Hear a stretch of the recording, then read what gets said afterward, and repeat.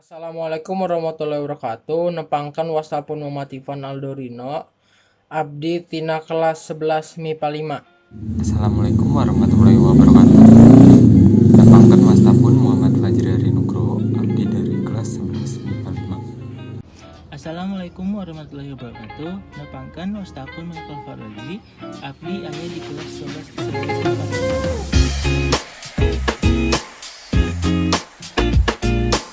Pertanyaan nomor hiji, naon anu disebut wawacan teh? Wawacan teh nyaeta karangan anu ditulis dina wangun pupuh. Ausina ngabrakan hiji gunggungan carita anu ngandung hiji tema. Pertanyaan nomor 2, naha wawacan caritana panjang? Wawacan caritana panjang sabab diwangun ku loba palaku anu ngalalakon serta jalan caritana loba bagianana. Pertanyaan nomor 3, naon anu disebut fiksi? Fiksi nyaeta naon-naon anu dicaritakan sagemblangna ukur rekaan atawa imajinasi pangarang.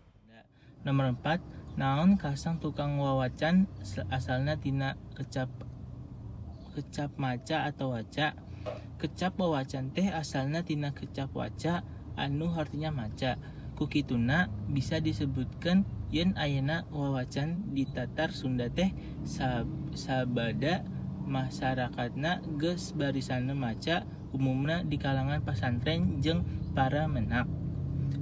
Nomor 5, digelarkan dina wangun naon ari wawacan.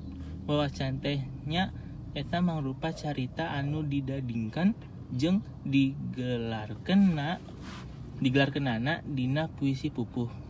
Nomor 6, kumaha saupamana wawacan ditilik tina wangunana.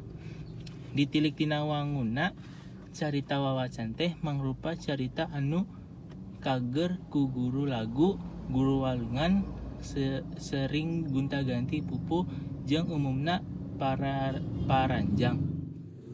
Pertanyaan ke-7, kumaha cara maca wawacan? Cara maca wawacan biasana sok ditembangkan disebutna beluk. Ayana eta beluk biasana dipidangkan lamun aya salametan, karyaan, atawa aya anu ngalahirkeun jeung rea-rea deui.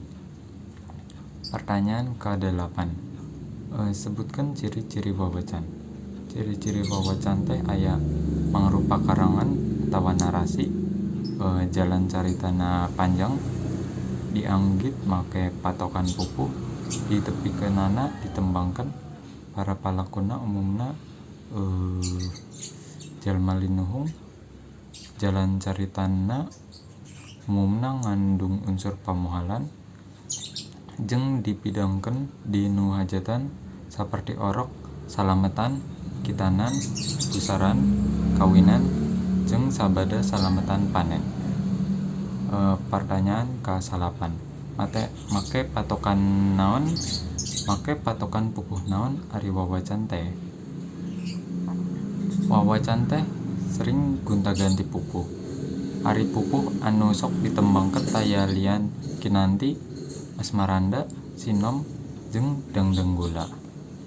Pertanyaan ke-10, nyaritakeun naon wawacan anu judulna Panji Wulung? Wawacan Panji Wulung nyaritakeun usaha panyatur dina ngembangkeun dunia modern saluyu jeung tuwuhna jalma ku cara ngawanohkeun konsep anyar ka nu mamaca. Eta sababna wawacan ieu ditafsirkeun minangka gambaran tumuwuhna modernisasi dina nulis.